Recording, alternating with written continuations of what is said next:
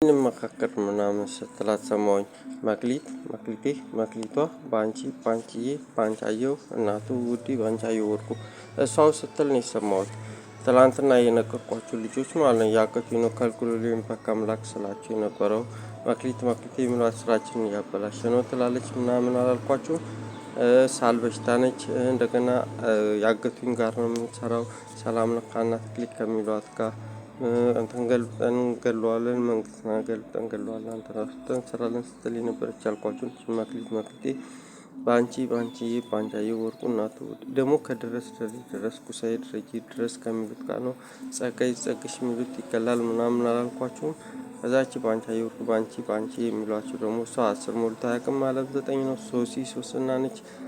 እዚህ ግንባራችን ላይ የሚያዞር በሽታ አላት። አይናችንን ነጭ ያደርገዋል ምናምን ይገላል ያልኳችሁ ሳል በሽታ ነች። አደንዛዥ ስራ በምንሰራት ጆሮአችንን ታሳምመናለች። መዝሙሩን ለመጥፎ ዓላማ ትጠቀማለች ምናምን ያልነገርኳችሁም ሳል በሽታ ልክ ደግሞ እዚህ ጋር ስነግራችሁ በህግ አምላክ ያልካቸው ናቸው ምናምን ትለኛለች። በዛ ጋር ምናምን ግን እሷ በሽታ አታቆምም አልኳችሁ።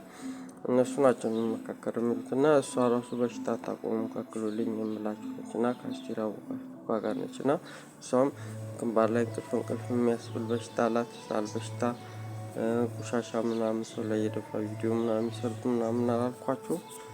ሌላው እሱ ነው ትላንት ያልነገርኳችሁ ነው።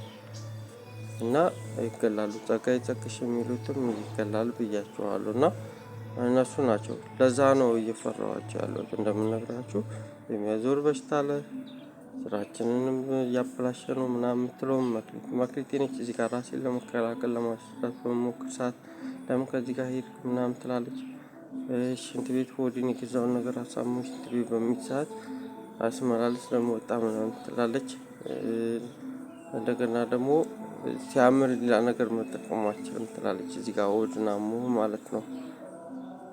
ማለት ወጣ አትበል ሆድን ቢያምህ ምናምን በቃ ትጫናለች ማለት ባንቺ ምሏት ማለት ነው። እና እናገርላለሁ ምናምን ትላለች።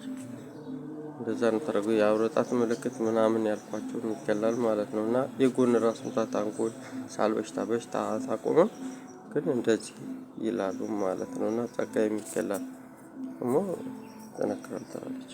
ምንድነው የምታወራው? ያገቱኝ ከሆነ ሪቾ ራይልም ይሏታል።